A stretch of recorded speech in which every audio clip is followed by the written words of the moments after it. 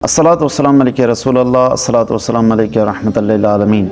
सवाल कयो आहे नवीद अली करमी। उहो तो चए थो अहिड़ो दुकानदार जेको ईज़ी पैसा ऐं जेज़ कैश जो कमु करे थो, उहो 1000 रुपया ॿिए अकाउंट में मोकिलण ते 20 खां 30 रुपया कटौती करे थो या बेनज़ीर इनकम सपोर्ट जे क़िस्त कढी ॾियण ते 500 रुपया कटौती करे थो। उहो कारोबार शरीयत में जाइज़ आहे या न? बिस्मिल्लाहिर रहमानिर रहीम।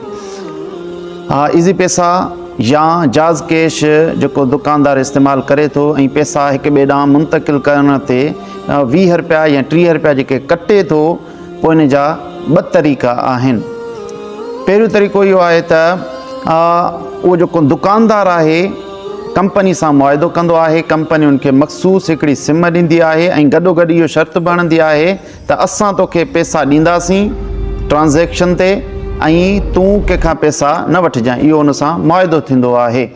हाणे जेकॾहिं उहो दुकानदार जंहिंजो मुआइदो कंपनी सां थियलु आहे, जेकॾहिं उहो कंपनी खां पैसा वठे थो ऐं पैसा कढाइण वारे खां या मोकिलण वारे खां पैसा वठे थो, त इहो गोया के कंपनी जे शर्त जी ख़िलाफ़ वर्ज़ी करे थो ऐं कंपनी जे शर्त जी ख़िलाफ़ वर्ज़ी करणु इहो जाइज़ न आहे।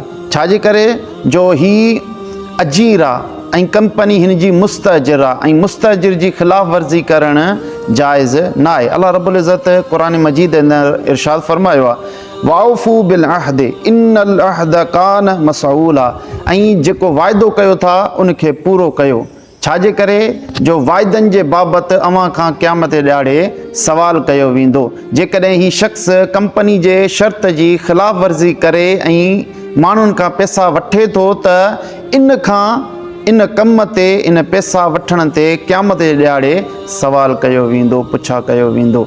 ऐं ॿियो तरीक़ो इहो आहे त उन दुकानदार जो कंपनी सां को बि वास्तो मुआइदो न आहे थींदो। पंहिंजी जेका आम सिम हलाईंदो आहे उन में अकाउंट खोले करे उन में पंहिंजा पैसा रखंदो आहे, पोइ केरु 1000 रुपया ॾींदो अथसि उन खां बि कटींदो आहे या केरु कढाईंदो आहे त बि उन खां कटींदो आहे, त इहो जाइज़ आहे, इन में का बि कबाहत न आहे।